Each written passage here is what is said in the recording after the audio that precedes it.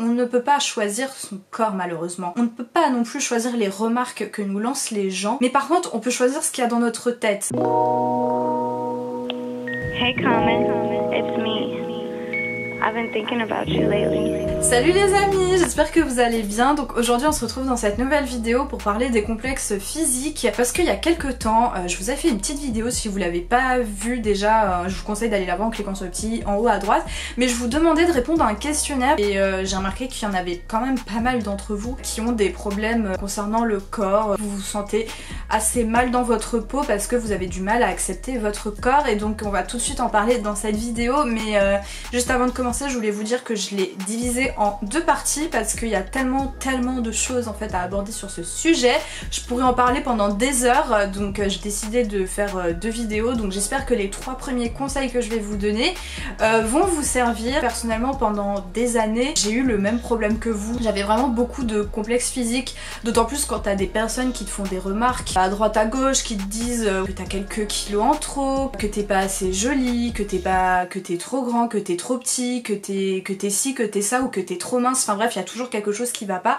De toute façon, quoi que vous fassiez, vous allez voir que les gens, ils arriveront toujours à vous faire des remarques. Donc certes, on ne peut pas choisir son corps malheureusement. On ne peut pas non plus choisir les remarques que nous lancent les gens. Mais par contre, on peut choisir ce qu'il y a dans notre tête.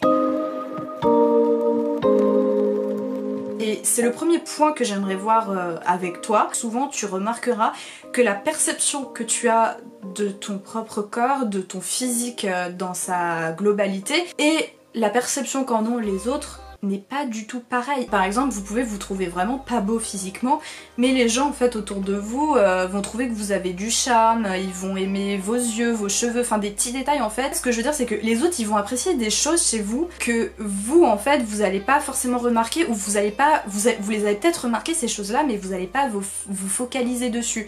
Et en fait c'est vraiment le premier conseil que j'aimerais vous donner en fait, c'est que il faut absolument en fait apprendre à se focaliser sur les choses que vous aimez. Donc si vous voulez, écrivez en commentaire, voilà, en dessous de cette vidéo, si vous deviez faire une liste d'absolument, mais franchement n'ayez pas peur de le faire, hein, ou si vous n'osez pas le faire en commentaire, faites-le chez vous de votre côté sur un papier. Notez en fait absolument toutes les choses que vous aimez. Ça peut être votre bouche, votre visage, vos yeux, vos jambes, votre ventre, votre poitrine. Même si c'est des petits détails, ou même les mains, tu vois, des fois on ne pense pas à parler de ça en fait. Donc vraiment n'hésitez pas à faire ça, et tous les jours en fait, à force de te le répéter dans ta tête tous les jours, au bout d'un moment tu vas finir par focaliser ton attention sur ces choses-là que tu aimes chez toi, au lieu de tout le temps te focaliser sur les choses que tu n'aimes pas chez toi. Alors par rapport aux gens qui te font des remarques sur ton physique, ça on va en venir à la fin de cette vidéo, donc c'est pour ça, reste vraiment jusqu'au bout de cette vidéo pour que je puisse vraiment t'expliquer un maximum de conseils par rapport à cette problématique. Pour tout te dire, il y a quelques années, j'avais découvert un mec, enfin je sais pas si dans ces années-là tu regardais On ne demande qu'à en rire, mais si tu connais donc l'humoriste Jérémy Ferrari, il nous avait présenté quand il était dans On ne demande qu'à en rire, un autre humoriste qui venait tout juste de débuter, donc il s'appelle Guillaume Batz en fait. Enfin, si tu veux, va voir dans ma description, je vais te mettre des vidéos, enfin je le trouve super drôle ce mec, et tu vois pourtant il a un handicap. Et en plus de ça, moi j'avais été voir personnellement des témoignages par rapport à lui, et il a un frère jumeau qui lui n'a pas d'handicap. Donc quand tu te mets à sa place, enfin tu dis ouais j'ai un frère jumeau, lui il est normal entre guillemets, et moi j'ai un handicap, mais la vie est totalement injuste tu vois. Et pourtant ce mec il s'est servi en fait de cette chose là pour en faire toute sa force. Et c'est ça aussi que j'aimerais vraiment te dire, et j'insiste là-dessus depuis tout à l'heure parce que c'est méga important.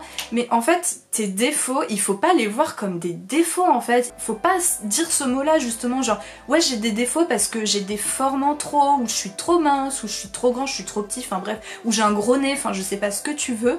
Mais justement ces défauts, faut pas les appeler des défauts, faut se dire que c'est ton originalité, c'est ce qui fait que tu es unique. Et ce mec justement, bah quand tu vois ses vidéos, il est drôle et il en joue de ça en fait, il fait de l'autodérision. Enfin je trouve les gens qui font de l'autodérision, que ce soit sur leur physique ou même leur trait de caractère en général, c'est génial, parce que c'est pas tout le monde qui est capable de faire ça. Mais déjà de 1, t'arrives à montrer que tu assumes ton originalité en faisant ça, et de 2, bah tu te fais passer pour quelqu'un de drôle tu vois. Donc c'est pour ça je me dis au final, quand tu as des choses que tu n'aimes pas chez toi, je trouve que c'est limite mieux, dans le sens où tu peux te servir de ça comme une arme face aux autres en fait. Tu te sers de ça comme arme en fait pour mettre en avant tes qualités, et lui c'est ce qu'il fait en fait, c'est-à-dire que il va vraiment jouer sur son physique pour être drôle, et d'ailleurs les gens ils adorent ce qu'il fait, enfin je t'invite vraiment à aller voir ses vidéos. Donc tout ça pour te dire que c'est nul d'être comme tout le monde en fait. C'est nul d'être dans la norme. En général quand on a des défauts, c'est parce qu'on se rend compte qu'on est un peu à l'écart de ce que les autres ont. On est vraiment en dehors de ce que la société attend de nous en fait. Il y a quelques années, le mannequinat, enfin même encore maintenant ça se fait, mais il y a quelques années c'était d'autant plus flagrant. Tu vois bien que voilà, les mannequins ils étaient obligés d'être ultra minces. Bon, heureusement maintenant on met plus en avant les personnes qui ont des formes, et Dieu merci, parce que ça c'est un truc vraiment qui m'énerve.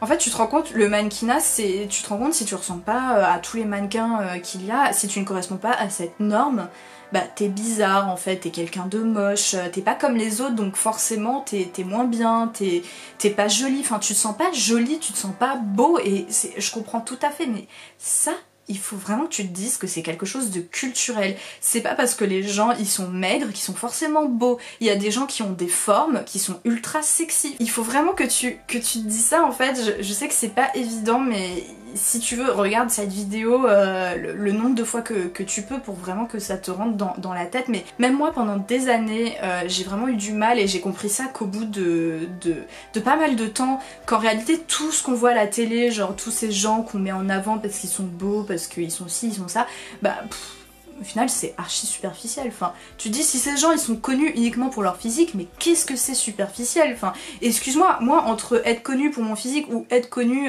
parce que j'ai découvert une théorie et du coup je gagne un prix Nobel, bah excuse-moi, je préfère gagner le prix Nobel plutôt que de gagner à Miss France. Enfin, je sais pas si tu vois ce que je veux dire, mais pour moi c'est quelque chose d'ultra superficiel, et je trouve ça mieux. Enfin après c'est mon point de vue, t'as le droit de pas être d'accord, d'ailleurs n'hésite pas à me dire dans les commentaires ce que t'en penses. Mais pour moi c'est mon point de vue, je trouve ça d'autant plus gratifiant de se sentir utile pour une cause, pour des choses que tu donnes aux autres, pour quelque chose que tu as réussi à faire découvrir au monde, plutôt que parce que t'es jolie. Et ça c'est exactement ce qui se passe sur Instagram. Enfin tu te rends bien compte que sur Instagram en fait, je veux dire, tu gagnes en popularité, on dirait juste pour ton physique. Mais c'est horrible. Je trouve ça mais hideux, et de toute façon dis-toi bien que les gens qui gagnent en popularité juste pour leur physique, tout le monde les oubliera, alors que les gens qui ont gagné des prix Nobel, tu vois par exemple Mozart ou même Sigmund Freud, enfin tu vois bien que c'est des gens encore maintenant, on les a pas oubliés, ou même Napoléon, c'est des gens qui sont tellement grands, on les a pas oubliés parce qu'ils ont fait des choses extrêmement puissantes pour l'humanité. Et donc, concernant les personnes justement qui avaient répondu à mon formulaire de la semaine dernière, j'ai remarqué que vous étiez quand même assez nombreux à me dire que vous avez des complexes physiques, parce qu'il y a des personnes qui se moquent de vous. Alors, je vais vous dire un truc très simple, et ça je me rendais pas compte quand j'étais au collège, parce que, en fait, si tu veux, quand j'étais au collège, je me prenais pas mal de remarques. Alors moi, c'était surtout par rapport à mes boutons, que malheureusement, je me prenais beaucoup de remarques, on m'appelait la calculatrice, enfin bref, je me suis pris toutes les réflexions de la Terre quand j'étais au collège, et j'étais très complexée par ma peau. Et au collège, on m'attaquait beaucoup, notamment par rapport à d'autres choses, mais ma peau, c'était vraiment mon complexe numéro 1. Et je vais te dire une chose, c'est que les gens qui te font ces critiques, c'est des gens qui n'ont pas confiance en eux. Alors je sais que c'est très maladroit, très maladroit la manière dont ils emploient pour essayer de gagner leur confiance, mais en fait c'est ça, c'est que elles se servent de toi en quelque sorte, elles te critiquent, elles te jugent pour se sentir supérieure à toi, pour pouvoir s'élever en fait, c'est-à-dire que plus elles vont critiquer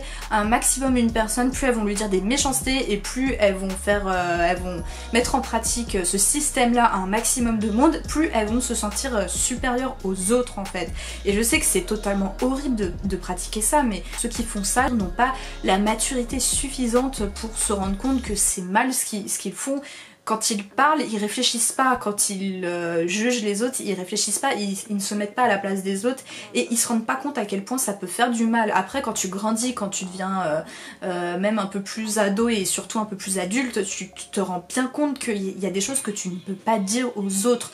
Même si tu le penses à l'intérieur de toi, il ne faut pas les dire parce que ça peut être extrêmement blessant pour les autres. Si toi on te lâche des réflexions comme ça, bah le meilleur conseil que je pourrais te donner, c'est pas évident, je sais, surtout au début t'as envie de répondre à la personne, de lui renvoyer la balle comme on dit en lui disant une autre remarque par rapport à son physique, mais c'est pas la solution en fait, parce que la personne qui te critique, son but c'est de te faire réagir en fait, parce que c'est ça qui nourrit sa confiance en soi. C'est ultra malsain, ultra méchant, je sais que c'est pas la bonne manière de gagner sa confiance en soi, mais malheureusement il y a des personnes qui sont comme ça.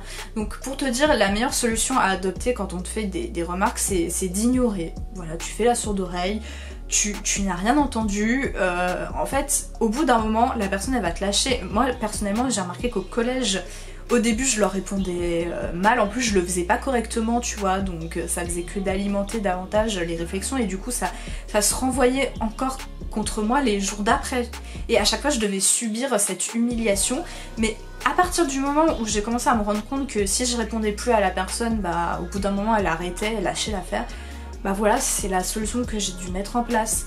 Il faut vraiment faire de la sourde oreille en fait durant ces moments-là. Si tu vois qu'il y a une personne qui vient vers toi quand c'est l'heure de pause ou quand t'es dans la cour de récré par exemple, bah hésite pas à vraiment continuer à faire comme si elle était pas là. Enfin vraiment cette personne, il faut que tu l'effaces en fait. Elle ne fait pas partie de ton champ de vision, elle n'existe pas, tu n'en as rien à faire. Enfin c'est une petite merde, voire même une grosse merde, cette personne qui te critique.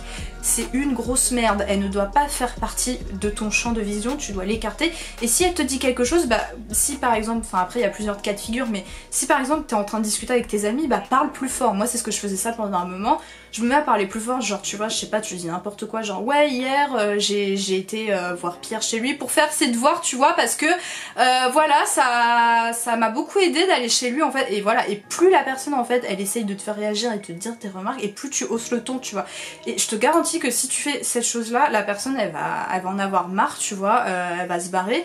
En général, les personnes, si tu les ignores, au bout d'un moment elles vont te lâcher parce qu'elles se rendent compte que ce qu'elles te disent en fait ça ne t'impacte pas, tu vois. Donc j'espère que tous ces conseils que je t'ai donnés t'aura servi, vraiment j'espère du fond du cœur. Donc voilà les amis, n'hésitez pas à vous abonner si tout ce que je vous ai dit ça vous a aidé, et si vous souhaitez que je continue à faire des vidéos de ce genre, vraiment n'hésitez pas à m'encourager dans les commentaires, ça m'incitera encore plus à vouloir continuer sur cette voie là.